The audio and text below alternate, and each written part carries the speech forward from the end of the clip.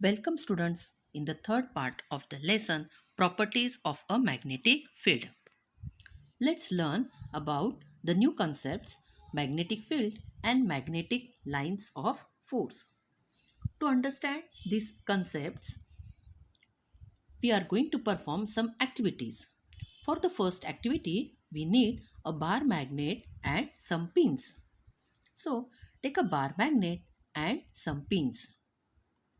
Place them at such a distance from each other that they do not stick to each other. बघा, चुंबक व टाचण्या एकमेकांना चिकटणार नाहीत अशा अंतरावरती त्या ठेवा. Now slowly move the magnet towards the pins. आता हा चुंबक हळूहळू टाचण्यांच्या जवळ घेऊन जा. Observe the pins as they get pulled to the magnet. आता या टाचण्या चुंबकाकडे आकर्षित होताना त्याचे निरीक्षण करा. The magnet attracts the pins from afar. टाचण्यापासून दूर असताना सुद्धा हा चुंबक टाचण्या स्वतःकडे खेचून घेतो. In other words, a magnet has an effect even at a distance. म्हणजेच हा जो चुंबक आहे हा काही अंतरावर सुद्धा परिणामकारक असतो. So what we learn from this experiment? The British researcher Michael Faraday explained about this. He says that the region or space around the magnet in which the magnetic force acts on an object is called a magnetic field.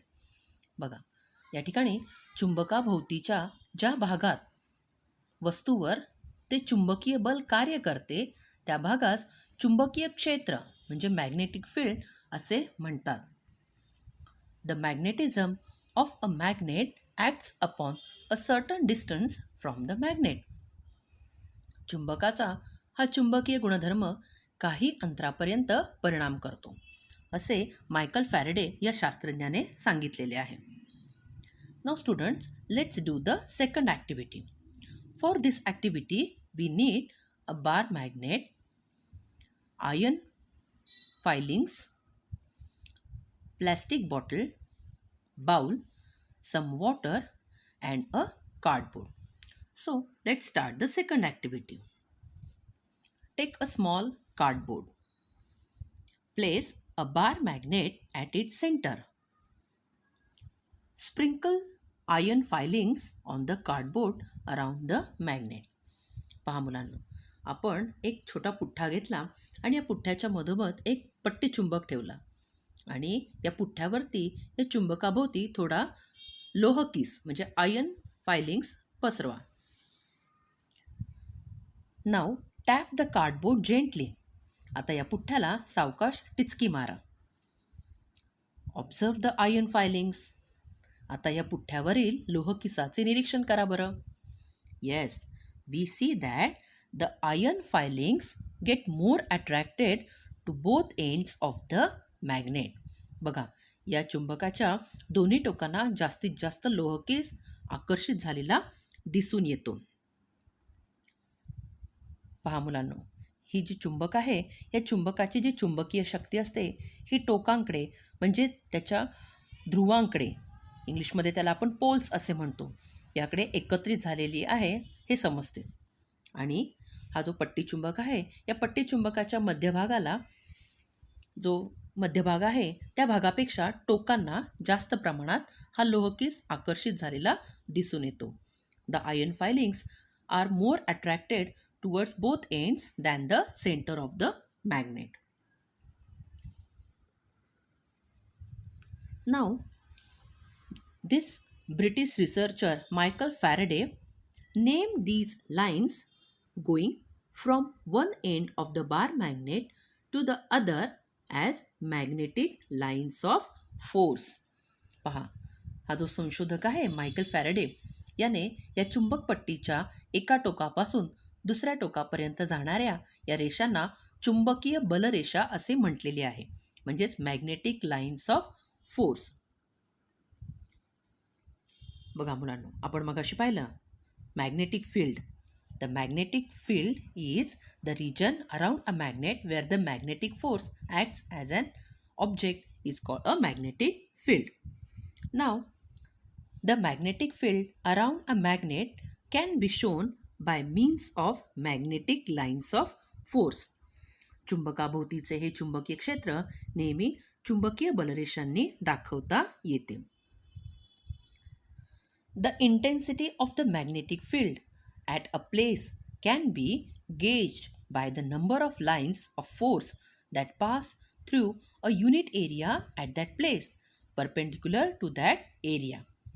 पहा मुलांनो, एक एकक क्षेत्रफळाच्या या भागातून त्या भागाला लंब दिशेने किती बलरेषा जातात त्यावरून त्या ठिकाणी असलेल्या त्या चुंबकीय क्षेत्राची तीव्रता म्हणजेच इंटेन्सिटी ऑफ मॅग्नेटिक फील्ड हे आपल्याला समजते. Michael Faraday imagined that there might be invisible lines of force going from one pole of a magnet to the other, and the magnetic attraction or repulsion might be taking place through the medium of these lines of force.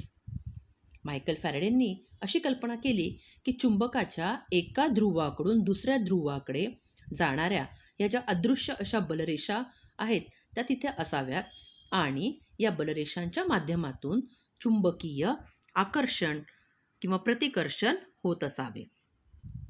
If Faraday's idea is accepted, the intensity of the magnetic field can be obtained from the number of lines of force as explained above. आणि फॅरेडेची ही कल्पना जर आपण मान्य केली तर वरीलप्रमाणे या चुंबकीय क्षेत्राची जी तीव्रता आहे ती या बलरेषांवरून आपल्याला काढता येते.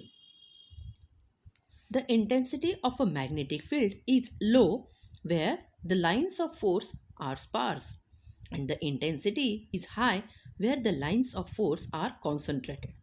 बघा, या आकृतीवरून लक्षात येते की चुंबकाच्या चुंबकीय क्षेत्रामध्ये जेथे बलरेषा या विरळ असतील, विरळ स्पार्स, तेथे चुंबकीय क्षेत्राची तीव्रता ही कमी असते. तर जेथे त्या एकवटलेल्या असतात तेथील तीव्रता ही जास्त असते. म्हणूनच या चुंबकाच्या दोन्ही टोकांकडे तीव्रता ही जास्त आहे. Now students, let's learn the properties of magnetic lines of force. आता ह्या चुंबकीय बलरेषांचे जे गुणधर्म आहेत ते आता आपण पाहणार आहोत. While proposing the concept of lines of force, Michael Faraday argued that if all observed effects are to be explained satisfactorily, then the lines of force must have certain properties. बलरेषांची ही कल्पना मांडताना निरीक्षणाप्रमाणे सर्व परिणामांचा समाधानकारक पडताळा येण्यासाठी त्या बलरेषांना काही गुणधर्म असणे आवश्यक आहे असे मायकल फॅरेडेंनी स्पष्ट केले. So let's learn the properties of magnetic lines of force. First, magnetic lines of force are imaginary connecting lines. चुंबकीय बलरेषा या काल्पनिक जोडण्या आहेत. Faraday introduced the concept of lines of force in order to explain magnetic attraction and repulsion. फॅरेडेने हे जे चुंबकीय आकर्षण म्हणजे अट्रॅक्शन व प्रतिकर्षण म्हणजे रिपल्शन यांचे स्पष्टीकरण देण्यासाठी त्यांची जी संकल्पना आहे ती मांडलेली आहे. Magnetic lines of force always run from the north pole to the south pole. The south pole may be of the same magnet or a different one. चुंबकीय बलरेषा या नेहमी उत्तर ध्रुवाकडून दक्षिण ध्रुवापर्यंत जातात. हा दक्षिण ध्रुव त्याच किंवा दुसऱ्या चुंबकाचाही असू शकतो. पहा, आकृतीमध्ये दाखवलेला आहे तुम्हाला उत्तर ध्रुवाकडून दक्षिण ध्रुवापर्यंत या बलरेषा जाताना दिसत आहेत. Magnetic lines of force are in a state of tension like a stretched spring. चुंबकीय बलरेषा या एखाद्या स्प्रिंग सारख्या ताणलेल्या अवस्थेत असतात. Magnetic lines of force repel each other. या बलरेषा एकमेकांना दूर ढकलतात. Magnetic lines of force do not intersect each other. या चुंबकीय बलरेषा एकमेकांना छेदत नाही. The number of magnetic lines force at a particular point determines the strength of the magnetic field there. चुंबकीय बलरेषांची एखाद्या बिंदूपाशी असणारी संख्या ही त्या ठिकाणच्या चुंबकीय क्षेत्राची तीव्रता ठरवते. So, these are the properties of the magnetic lines of force.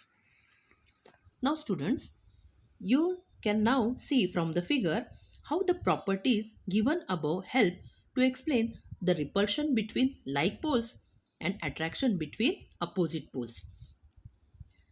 आता वरील गुणधर्माप्रमाणे सजातीय ध्रुवांमधील, सजातीय म्हणजे लाईक पोल्समधील रिपल्शन आणि विजातीय ध्रुवांमधील आकर्षण म्हणजे अपोजिट पोल्समधील अट्रॅक्शन कसे स्पष्ट करता येते त्या आकृतीमध्ये पहा. According to the third property, the lines of force joining the north and the south poles of a magnet being in a stretched state like a spring pull the two opposite poles towards each other. पहा, या ठिकाणी तिसऱ्या गुणधर्मानुसार चुंबकाच्या उत्तर ध्रुव व दक्षिण ध्रुवांना जोडणाऱ्या या बलरेषा स्प्रिंग सारख्या ताणलेल्या असल्याने दोन्ही विरुद्ध ध्रुवांना खेचून धरतात. By the fourth property, they give rise to repulsion between like poles. आणि चौथ्या गुणधर्मानुसार ते सजातीय ध्रुवांना म्हणजेच लाईक पोल्सला दूर लोटतात.